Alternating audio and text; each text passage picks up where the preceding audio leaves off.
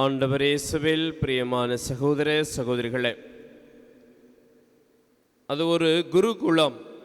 அந்த குருகுலத்திலே மூத்த துறவி தன்னுடைய மாணவர்களுக்கு அன்றாடம் பயிற்றுவிப்பது அவருடைய கடமை. தன் சீடர்களை உருவாக்கி கொண்டிருந்தார். அப்படி உருவாக்கத்தின் பொழுது ஆண்டுதோறும் ஒரு சிறந்த சீடனுக்கு பரிசு கொடுப்பது வழக்கம். அதுபோல் அந்த ஆண்டு ஒரு சீடனை தேர்ந்தெடுத்து, இதோ இந்த ஆண்டு சிறந்த மாணவனாக நீர் வந்திருக்கிறீர், எனவே உனக்கு ஒரு பரிசு என்று சொல்லி மேஜிக் மிரர், அதாவது அதிசய கண்ணாடி ஒன்றை அவருக்கு பரிசாக கொடுக்கின்றார். அந்த அதிசய கண்ணாடி, இந்த கண்ணாடியில் என்ன இருக்குது, முகம்தானே பார்க்க முடியும் என்று யோசித்து கொண்டிருக்கிற பொழுதே குரு சொல்லுகிறார், இந்த கண்ணாடி உள்ளத்தை காட்டும் கண்ணாடி. இந்த கண்ணாடியை கொண்டு போய் யார் முன்னாடியாவது வைத்தீர் என்றால் அவருடைய உள்ளத்தில் இருக்கிற அனைத்தும் உமக்கு தெரிந்துவிடும், அவர் மனதில் நினைப்பதெல்லாம் உனக்கு தெரிந்துவிடும் என்று சொல்லி அந்த அதிசய கண்ணாடியை அவருக்கு பரிசாக கொடுக்கின்றார். இவனுக்கு ஒரே மகிழ்ச்சி, இந்த ஆண்டு சிறந்த மாணவனாக, அதுவும் இந்த குருவின் கையிலே வாங்குவதென்று ஒரு சந்தோஷத்திலே துள்ளி குதித்து கொண்டே, சரி இந்த கண்ணாடியை வைத்து செக் பண்ணலாம் என்று அந்த கண்ணாடியை குருவின் முன்னாடியே வைக்கின்றார். அப்படி குருவின் முன்னாடியே அந்த கண்ணாடியை வைக்கிற பொழுது, இந்த குருதான் எனக்கு எல்லாம் சிறந்த ஒரு வழிகாட்டி என்று நினைத்திருந்தவனுக்கு ஒரு பெரிய அதிர்ச்சி. அந்த குருவினுடைய உள்ளத்திலும் அகம்பாவம், ஆணவம், கோபம் எல்லாம் உள்ளத்திலே ஒளிந்திருப்பதை இவனால் காண முடிந்தது. இவனுக்கு அதிர்ச்சி, நம்முடைய குரு, இவ்வளவு காலம் பயிற்றுவித்த குருவுக்கே இவருடைய உள்ளத்திலே இப்படி ஒரு கசப்பான எண்ணங்கள் இருக்கிறது என்று கொஞ்சம் சோர்வடைய ஆரம்பித்தான். உடனே அந்த கண்ணாடியை எடுத்துக்கொண்டு வீட்டிற்கு செல்கிறார். வீட்டிற்கு சென்று தன்னுடைய தாய் தந்தையை பார்க்கிறான். அந்த தாயும் தந்தையும் இந்த உலகத்திலே மிக உயர்ந்தவர்கள் என்று நினைத்து கொண்டிருந்தார். அந்த நேரத்திலே சரி, நம்முடைய தாயினுடைய உள்ளத்திலே என்ன இருக்கிறது என்பதை பார்ப்பதற்காக தாய்க்கு முன்பாக அந்த கண்ணாடியை வைக்கிறான். அப்படி வைக்கிற பொழுது இன்னும் அதிர்ச்சி, தாயினுடைய உள்ளத்திலும் கோபம், வெறுப்பு, பல தீமையான எண்ணங்கள் இருப்பதை உணர்ந்து கொள்ளுகிறான். ஐயோ, நம்முடைய தாயும் தவறாக இருக்கின்றாரே என்று மீண்டும் கஷ்டப்பட்டு கொண்டே சரி தன்னுடைய தந்தையை பார்க்கிறான். தந்தை எல்லாவற்றுக்கும் முன்மாதிரியாக இருக்கிறாரே, சமுதாயத்திலே உயர்ந்த இடத்தில் இருக்கிறாரே, இவர் எப்படி இருக்கிறார் என்று பார்ப்பதற்காக அந்த கண்ணாடியை கொண்டு சென்று தந்தையின் முன்பாக வைக்கிறான்.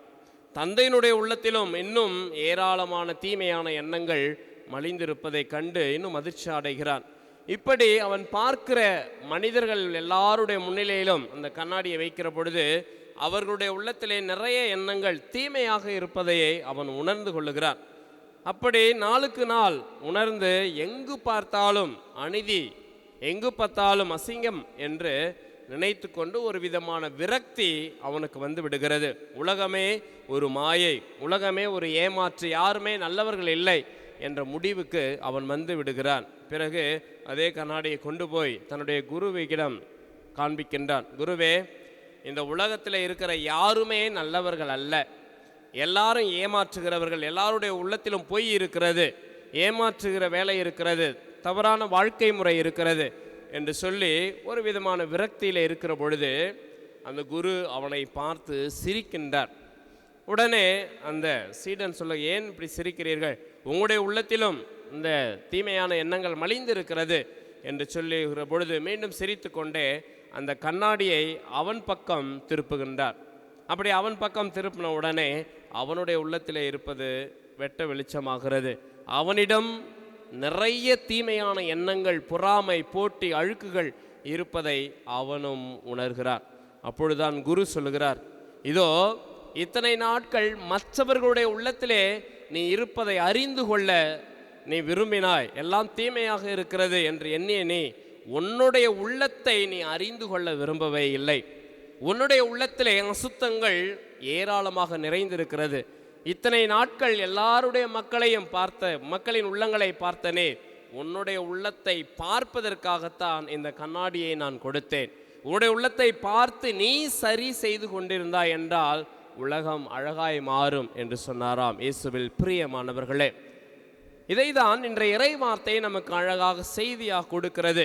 உள்ளத்தில் இருப்பதை வாய் பேசும், பிற குற்றவாளிகள் என நீங்கள் தீர்ப்பு அளிப்பாதீர்கள், அதை கடவுள் பார்த்து கொள்வார். உங்களுடைய உள்ளத்தை நீங்கள் ஆய்ந்து அறியுங்கள். எவருடைய கண்ணிலும் துரும்பு இருக்கிறது, தூசி இருக்கிறது, இவன் பொய்யானவன், இவன் ஏமாற்றுகிறவன், இவன் திருட்டு பையன் என்று யாரையும் பழி சுமத்தாதே. அது உன்னுடைய வேலை அல்ல. மாறாக இந்த தீமையான பழக்கங்கள் எதுவும் உன்னுடைய உள்ளத்திலே இருக்கக்கூடாது. உன்னுடைய உள்ளத்தையும் உன்னுடைய மனதையும் நீ தூய்மை செய்து வாழ பழகி கொண்டீரென்றால் பிறகு உலகம் அழகாய் மாறும் என்பதனைத்தான் ஆண்டவர் இயேசு அழகாக குறிப்பிடுகின்றார். அது மட்டுமல்ல, இதை ஆண்டவர் வெறுமனே சொல்லவில்லை, மாறாக அதை செயல்படுத்தினார். ஆண்டவர் இயேசுவிடம் அணுகி வந்த பரிசேயர்களாக இருக்கட்டும், சதுசேயர்களாக இருக்கட்டும், யாராக இருந்தாலும் அவர்களுடைய உள்ளத்தில் இருப்பதை எல்லாம் அறிந்திருந்த இயேசு அவர்களை நீ கொலைக்காரன், நீ கொள்ளைக்காரன், நீ விபச்சாரம் செய்கிறவன் என்று யாரையும் அவர் பழி சுமத்தவே இல்லை. மாறாக அவர்களை திருத்துவதற்காக அவர் ஆசைப்பட்டார். அனைவரும் ஆண்டவரிலே வர வேண்டும் என்பதற்காகவே இவரும் அபிரகாமின் மகன்தானே, இழந்து போனதை தேடி மீட்கவே மானிட மகன் வந்திருக்கிறார் என்று சொல்லி ஆண்டவர் இயேசு வாழ்ந்து காண்பித்தார். சக்கேயோ பாவியாக கருதப்படுகிறார். வரி வசூலித்து ஏழை மக்களை துன்பத்திற்கு உள்ளாக்கியவர். அவருடைய வீட்டிற்கு ஆண்டவர் இயேசு செல்லுகிறார். அப்பொழுது எல்லாரும் ஒரு மாதிரி பேசுகிறார்கள். இன்னும் உங்களுடைய போதகர்கள் பாவிகளோடும் வரி தண்டுபவர்களோடும் தீமை செய்பவர்களோடும் உறவாடுகிறார், உண்கிறார், இவரெல்லாம் போதகரா என்று கேலி செய்கிற பொழுது ஆண்டவர் இயேசு இவர்களுக்காகத்தான் நான் வந்திருக்கிறேன், நோய் அற்றவர்களுக்கு அல்ல நோயுற்றவர்களுக்காகவே நான் வந்திருக்கிறேன், இழந்து போன சந்தோஷத்தை திருப்பி கொடுப்பதற்காகவே நான் வந்திருக்கிறேன், யாரையும் தீர்ப்பிட வரவில்லை, மாறாக தீர்ப்புக்கு உள்ளான மனிதர்கள் ஒவ்வொருவரையும் மீட்டு மீண்டும் அவர்கள் இழந்த மகிழ்ச்சியை கொடுக்க நான் வந்திருக்கிறேன் என்று சொல்லி ஆண்டவர் இயேசு அதை செயல்படுத்தினார். அது மட்டுமல்ல, அவருடைய தாய் அன்னை மரியாளும் அதையே தான் பின்பற்றுகின்றார்.